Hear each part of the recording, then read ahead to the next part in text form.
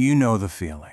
You're scrolling through your feed, and it's just this endless river of faces. Friends on vacation, big group photos from parties, polished professional headshots. It's a lot. And then you see it, that blank silhouette. An account that's been active for years, but has no photos of the person behind it, ever. It's like this quiet little mystery in a very loud, very visual world. And it really makes you wonder, right? What is going on there? What's the psychology that leads someone to stay invisible in a place that's all about being seen? Now, most of us, our brains immediately jump to one conclusion. It has to be insecurity, or maybe some kind of social anxiety. But it turns out the reality is so much more nuanced and, honestly, way more fascinating.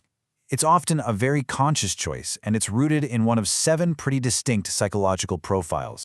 So let's start with a personality type that most of us completely overlook: the observer. You see, the observer lives in a state that psychologists call participatory asymmetry. That's a fancy way of saying they are deeply engaged. They're watching all the stories, reading the long posts, consuming everything. They are very active, they just never contribute their own picture to the mix. And get this isn't some tiny fringe group.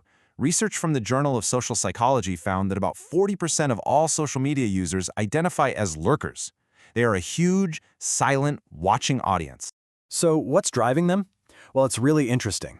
These are people who score high on a trait called voyeuristic curiosity. For them, social media is like a living museum of human behavior. That little dopamine hit, the reward our brain gets, they don't get it from likes and comments. They get it from just watching. For an observer, posting a photo of themselves would be like a nature documentarian jumping in front of the camera. It just ruins the whole point. Okay, let's shift gears to our next theme.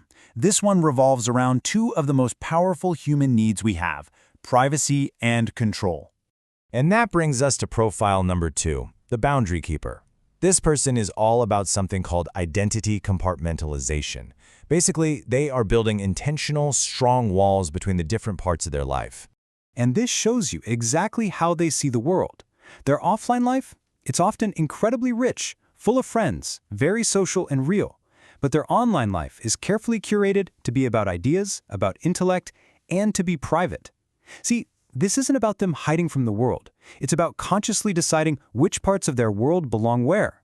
And for them, a photo of their face, that belongs squarely in their offline, tangible life.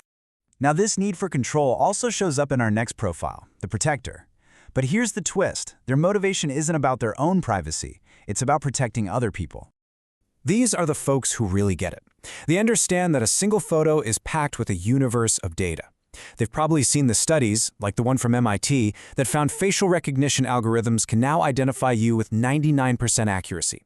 They're worried about something called metadata leakage, how your photo can reveal your location, your friends, your habits, not just for you, but for everyone in the picture with you.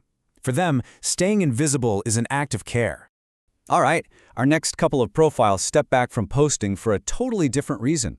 It's not about privacy, it's more of a philosophical stand, a way to protect their very sense of self. First up is the philosopher. This person practices what you might call performativity resistance. They look at the whole culture of staged vacation photos and carefully crafted smiles, and they just find it exhausting. It feels inauthentic. So their refusal to post a photo, it's an act of protest. They're quietly saying, nope, I am not going to boil myself down to a visual brand. And right alongside them, you've got the autonomy seeker. This is someone who has managed to achieve something psychologists call validation independence. They've intentionally broken that feedback loop that so many of us are trapped in on social media. And they usually follow a pretty clear path to get there. First, they live through that cycle of posting, anxiously waiting for likes and letting those little red hearts dictate their mood. But then they have a moment of clarity. They realize the whole system is kind of arbitrary. So they eliminate the mechanism by simply not posting anymore. And the result? They find their sense of self-worth comes from within, not from a screen. It's a real kind of mental freedom. So at this point, you might be thinking, okay, this is all very deep, but what about the most obvious reason of all, the one we all assume is number 1? Let's tackle that head on. Our final section gets into the most personal, and maybe the most misunderstood reasons: identity and anxiety. So first, you have the identity-fluid individual. This person is experiencing what's called appearance-identity incongruence. It means there's a gap between how they look on the outside and who they truly feel they are on the inside.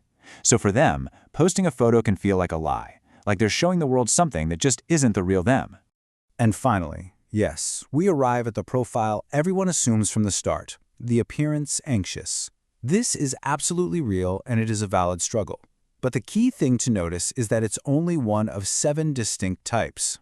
For these individuals, not posting is an act of self-protection. And this anxiety isn't some kind of personal failing. It's often a completely natural response to a very unnatural environment. Just think about the quote on the screen. Our brains simply did not evolve to compare ourselves to hundreds of perfectly curated, filtered images of other people every single day. Stepping back from that is just a way of getting out of a game they never really wanted to play. So, as we start to bring all these threads together, it becomes really clear that the blank profile isn't just somewhat hiding, it's a deeply complex and personal choice. Just look at this. The full spectrum is laid right out for us. What looks like one single action from the outside is actually driven by this whole range of core human motivations, from pure curiosity and caution to a deep need for authenticity, control, and freedom. It's just a powerful reminder that behind every single online action or inaction, there is a complex person. And really, that's the thing to take away from all of this. The next time you're scrolling and you see that blank silhouette, maybe don't see it as an empty space. See it as a space that's actually filled with a deliberate and very meaningful choice. It kind of forces us to flip the question around, doesn't it? We stop asking why they don't post, and we start asking why the rest of us do. It leaves us with one final question to think about. In this huge digital world, what does your own presence or your absence really say about you?